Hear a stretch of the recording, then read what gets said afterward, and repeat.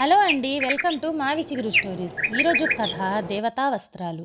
ఈ కథ మొదలుపెట్టే ముందు ఈ ఛానల్ని కొత్తగా చూసేవారు, ఇంతవరకు సబ్స్క్రైబ్ చేయని వారు తప్పకుండా సబ్స్క్రైబ్ చేసి సపోర్ట్ చేయండి. ఈ కథ పూర్తిగా చూసి మీకు ఎలా అనిపించిందో కామెంట్ చేయండి. ఇక కథ మొదలు పెడదాం. వరప్రసాదులు పెరిగి పెద్దవారయ్యారు. తమ తండ్రుల్లాగానే వారు కూడా 5 ప్రాణ స్నేహితులు.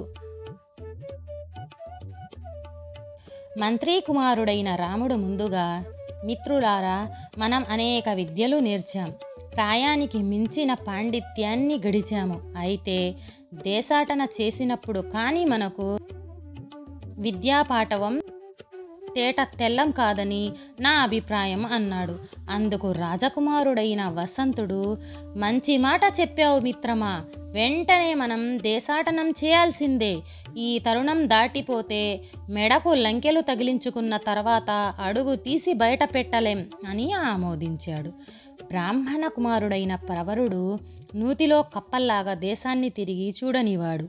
పండితుడైన మూర్ఖుడేనంటారు ఊతమిచ్చినట్లుగా.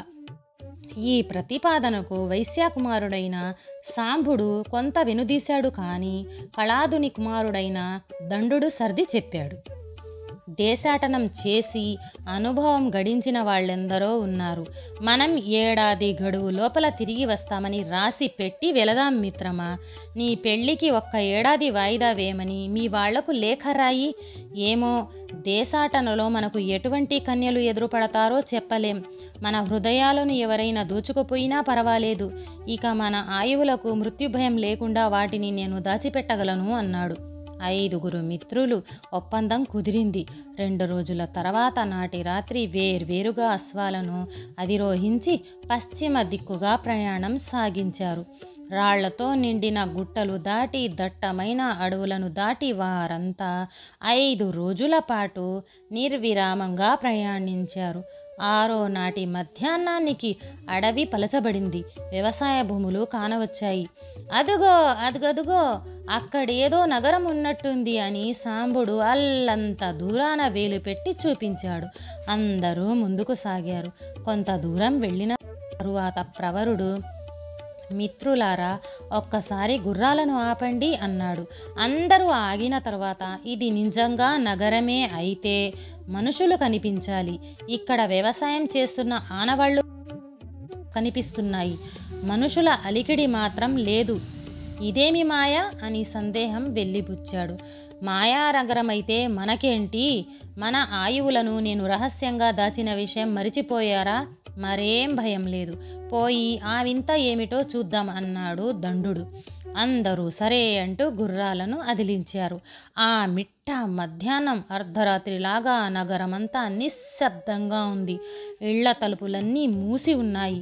మరి కొంత దూరం వెళ్ళేసరికి ఒక వీధిలో కొందరు మనుషులు అరుగుల మీద నిద్రిస్తూ కనిపించారు. వసంతుడు ఆ వింత చూసి వెగరు పడుతూ, మిత్రులారా, ఇదేదో నిశాచరుల రాజ్యంలా ఉంది అన్నాడు. ఇంతలో అక్కడికి కొందరు రాజభటులు వచ్చారు. ఎవరు మీరు? ఇక్కడికి ఎందుకొచ్చారు? ఈ అర్ధరాత్రి సమయంలో నిర్భయంగా సంచరిస్తున్నారేమిటి అంటూ గర్దించాడు. రాముడు ఒక్కసారిగా ఆకాశంలో సూర్యుని వంక చూసి, ఇది అర్ధరాత్రా, పట్టపగలు కాదా? మీ మాటలు ఇంత విపరీతంగా ఉండటానికి కారణాలేమిటి అని ప్రశ్నించాడు. ఇది పట్టపగలు అన్న వారికి శిక్షించమని రాజుగారి శాసనం. మొదటి తప్పు కనుక వదిలేస్తున్నాం. పోయి ఎక్కడికైనా నిద్రపోండి. చీకటి పడి నగరం నిద్రలేచాక మిగిలిన విషయాలు మాట్లాడుకోవచ్చు అన్నారు వారు. సరే, ఈ పూటకి మేము నిద్రపోవటానికి సత్రం ఏదైనా చూపించండి అడిగాడు సాంబుడు. పరదేశీయులకు సహాయం చేయటానికి రాజాజ్ఞ లేదు అంటూ రాజభటులు వెళ్ళిపోయారు. ఆ మధ్యాహ్నమంతా వరప్రసాదులు ఒక అరుగు మీద గడిపారు. సాయంకాలమైంది. కోడి కూతతో ఊరు మేలుకున్నట్లు వసాల మీద గడియారం మోతతో నగరమంతా మేలుకుంది. ఉదయాన్నే అందరూ ఎలాగైతే కాలకృత్యాలు తీర్చుకొని తమ తమ పనులకు ఉపక్రమిస్తారో అలాగే నగరజనులందరూ ప్రవర్తించసాగారు. వరప్రసాదులు నిద్రపోతున్న అరుగు మీద తలుపు తెరుచుకొని ఆ ఇంటి యజమాని కొద్దిగా ఆలస్యంగా వచ్చాడు. వీరిని పలకరించి వివరాలు అడిగాడు. అప్పుడు ప్రవరుడు, అయ్యా, మీ నగర జనమంతా ఇలా నిశాచారులు కావటానికి కారణమేమిటో తెలియదు, దయచేసి మాకు తెలియజేయండి అని అడిగాడు. ఆ ఇంటి యజమాని వారైదుగురిని లోనికి తీసుకువెళ్ళి యథోచితంగా అతిథి సత్కారాలు చేశాడు. తర్వాత ఒక రహస్య స్థలానికి తీసుకుపోయి ఆ నగర వృత్తాంతాన్ని చెప్పాడు. అయ్యా, ఇది లాటాదేశం. ఈ రాజ్యాన్నేలేది కానీసుడు. మా రాజుకు దుష్టబుద్ధి, సుబుద్ధి అనే 2 మంత్రులు ఉన్నారు. వారి ఆలోచనల ప్రకారం రాజ్యాన్ని ఏలుతూ ఉన్న కానీన మహారాజు సుమారు 10 సంవత్సరాల క్రితం ఒక మహాసభ నిర్వహించాడు. ఆ సభలో రాజు, అమాత్యులారా, మా మనసులో ఇప్పుడో మహా సంకల్పం కలిగింది. మీరు పూర్తిగా విని మంచి చెడులు చెప్పండి. భూమి పుట్టింది మొదలు నేటి వరకు దీనిని పాలించిన రాజులెందరో ఒక్క రీతిగానే వ్యవహరించారు. వారికంటే ముందు తరాల వారు ఏం చేశారో వీళ్ళు కూడా అదే పద్ధతులను గుడ్డిగా అనుసరిస్తూ వస్తున్నారు. మేం కాస్త కొత్తగా ఆలోచించదలుచుకున్నాం.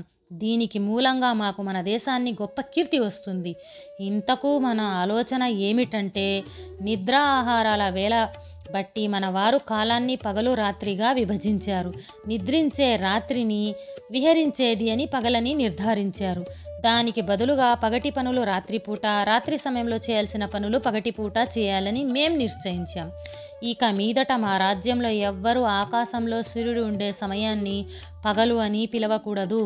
జాము పొద్దెక్కేదాకా కాదు, అసలు సూర్యుడు ఉండగా ఎవ్వడూ నిద్ర లేవటానికి వీలు లేదు. చంద్రుడు ఉండగా నిద్రపోయేందుకు వీలు లేదు. తినటం, తాగటం, పని పాట అన్నీ రాత్రి వేళల్లోనే. పగటిపూట ఇవన్నీ నిషేధం. పగటిపూట పనిచేసేవారు కఠిన దండనకు గురి అవుతారని నేడు మా రాజ్యమంతా దండోరా వేయిస్తున్నామన్నారు. ప్రభువులు, అధికారులు మొరమెచ్చుల కోసం వారు చెప్పినట్లుగా తోకలు ఆడించటం, వాళ్ళ తలతిక్క తగ్గట్టుగా తందనాలు పలకటం ఏ రాజ్యంలో అయినా మామూలే. మా రాజ్యం కూడా మినహాయింపు కాదు. స్వర్గానికి ప్రతిస్వర్గాన్ని సృష్టించిన విశ్వామిత్రునికి వలె మీ కీర్తి అజరామరమవుతుంది మహారాజా అన్నాడు మంత్రులలో ఒకడైన దుష్టిబుద్ధి. సుబుద్ధి కొంచెం మంచి ఆలోచన చెప్పబోయాడు. మనుషులను మనం చెప్పినట్లు వినేలా చేయొచ్చు. బెదిరించి కొంతమందిని తాగుడు, జూదం లాంటి విలాసాలకు అనువుగా ఉంటుందని మభ్యపెట్టి మరికొందరిని మనం దారిలోకి తేవచ్చు. కానీ రాజ్యంలోని పశుపక్షాదులు మాత్రం అలాంటివి కావు. అవి ప్రకృతి ధర్మాలను మీరి నడుచుకోవు. మీలాంటి వారిని ఆదర్శంగా తీసుకుంటే రేపొద్దున వేరొక రాజు పాదాలతో కాకుండా చేతులతో నడవమంటాడో ఏమో, ఇంకొకడు కళ్ళతో విని చెవులతో చూడమంటాడో ఏమో. ఇది సరి అయిన విధానం కాదు అని తేట తెల్లంగా చెప్పేశాడు. కానీ సుబుద్ధి మాటలు విలువ లేకుండా పోయింది. కానీ నా మహారాజు గారి బుర్రలో పుట్టిన వెర్రి మొర్రి ఆలోచన చూశారుగా. మా రాజ్యాన్ని ఏ గతి తెచ్చిందో. రాజుగారి కఠిన శిక్షలకు భయపడి మేమంతా ప్రకృతికి వ్యతిరేకంగా నడుచుకుంటున్నామంటూ ఆ ఇంటి యజమాని తమ రాజ్యపు కథను వినిపించాడు. వరప్రసాదులు 5గురు రాత్రంతా తమలో తాము చాలాసేపు మాట్లాడుకున్నారు. ఆ రాజ్య ప్రజలకు మేలు చేసి రాజుకు బుద్ధి చెప్పిన తర్వాత కానీ అక్కడి నుంచి కదలకూడదని నిశ్చయించుకున్నాడు. ఇక మరునాడు రాత్రికి కానీస మహారాజు కొలువుకు వెళ్ళారు. రాజేంద్ర, మాది కాశ్మీర దేశం. మా పుణ్యం కొద్దీ మిమ్మల్ని చూడగలిగాం. ఇక మా సంగతి విచిత్రమైన వస్త్రాలు నేయటంలో మాకు సాటి ఎవ్వరూ లేరు. భూమండలమంతా మా పేరు మారుమోగుతూనే ఉంటుంది. బహుశా మీరు వినే ఉంటారు అన్నాడు వసంతుడు. వారెవరో నిజానికి తెలియకపోయినా తెలుసన్నట్టు గంభీరంగా తలాడించాడు కానీసుడు. రాజా, మేము 6 మాసాలకొకసారి ఒక ధోవతి, ఉత్తరీయం, పాగా వస్త్రాన్ని మాత్రమే నేస్తూ ఉంటాం. మేము నేసేవి మామూలు వస్త్రాలు కాదు, దేవతా వస్త్రాలు.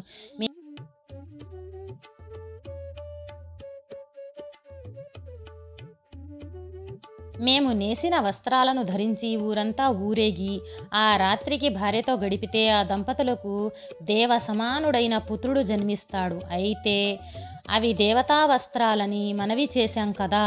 జారులకు, చోరులకు, అబద్ధం చెప్పేవారికి ఆ వస్త్రాలు కనబడవు. అటువంటి వస్త్రాలు మీకోసం నేసి ఇవ్వాలని మా కోరిక అన్నాడు ప్రవరుడు. దేవతా వస్త్రాలు అనగానే రాజుకు ఆశ పుట్టింది. వెంటనే పని మొదలు పెట్టండి అన్నాడు. మహారాజా, మా కోసం ఒక భవంతిని కేటాయించండి. నేత పని పూర్తి కాగానే మాకు 50,000 మాడలు దక్షిణగా ఇవ్వాలి. పని జరుగుతున్నంత కాలం మీరు ప్రత్యక్షంగా వస్త్రాలను చూడకూడదు అన్నాడు సాంబుడు. వారి షరతులన్నింటికీ కానీసుడు ఒప్పుకున్నాడు. రాత్రింబవళ్లను తిరగేసి మాకు దేవతా వస్త్రాలను కట్టుకొని దేవసమానుడైన పుత్రుణ్ణి పొందిన కీర్తి దక్కవద్దా? ఈ మాత్రపు చిల్లర ఖర్చుకు వెనుదీస్తామా అన్నాడు. రాజు కోసం దేవతా వస్త్రాలను నేసే పని అప్పగించటం ఇక పూర్తయిపోయింది. వరప్రసాదులు అడిగినట్లుగానే ఓ భవంతిని కేటాయించారు. రాట్నాలు, మగ్గాలు అన్నీ భవంతిలో సమకూర్చారు. ప్రతిరోజు రాత్రిపూట భవంతి నుంచి మగ్గం ఆడుతున్న చప్పుడు వినిపించేది. కానీ నూలు లేకుండా వడ్డీ మగ్గమే చప్పుడు చేస్తున్నదనే విషయం చాలామందికి తెలియదు. కొంతకాలానికి పని ఎంతవరకు వచ్చిందో తెలుసుకొరమ్మని 2 మంత్రులను పంపించాడు కానీసుడు. వచ్చిన మంత్రులను సాధారణంగా ఆహ్వానించాడు వరప్రసాదులు. తమ పనిని బహువిధాలుగా వర్ణించసాగాడు. అయ్యా, ఈ నూలు పట్టుకొని చూడండి, ఎంత మెత్తగా ఉందో గమనించారు కదా అని ఒక ఖాళీ కండెను మంత్రుల చేతిలో పెట్టాడు సాంబుడు. వచ్చిన వారికి మతి పోయింది. నోరు తెరిచి ఏదో చెప్పబోయారు. కానీ జారత్వం, చోరత్వం, అబద్ధాలు చెప్పే అలవాటు ఉన్న వాళ్లకు ఆ వస్త్రాలు కనిపించవనే ముందుగా చెప్పిన సంగతి గుర్తుకు వచ్చింది. చాలా బాగున్నది అంటూ అక్కడి నుంచి వెళ్ళిపోయారు. రాజు వద్దకు వెళ్ళి, అటువంటి నూలు మా జన్మలో చూడలేదు. ఆ సొగసును మేం వర్ణించలేం. నిజంగా అది భూలోకానికి చెందినది కాదు మహారాజా అని వింతలుగా చెప్పుకొచ్చారు. నిజమేననుకున్నాడు కానీసుడు.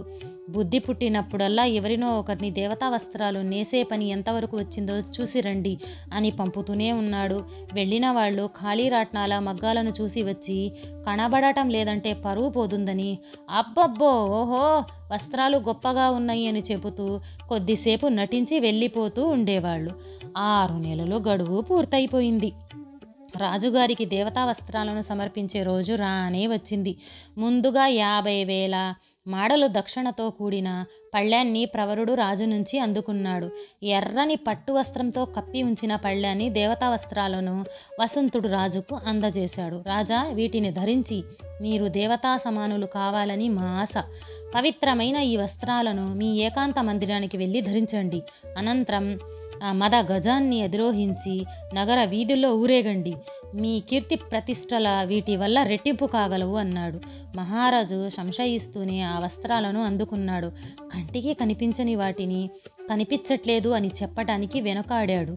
అంతఃపురానికి వెళ్ళి మామూలు వస్త్రాలను విడిచి దేవతా వస్త్రాలను ధరించాడు. మహారాణి వారిస్తున్నా వినకుండా ఊరేగింపుకు బయలుదేరాడు.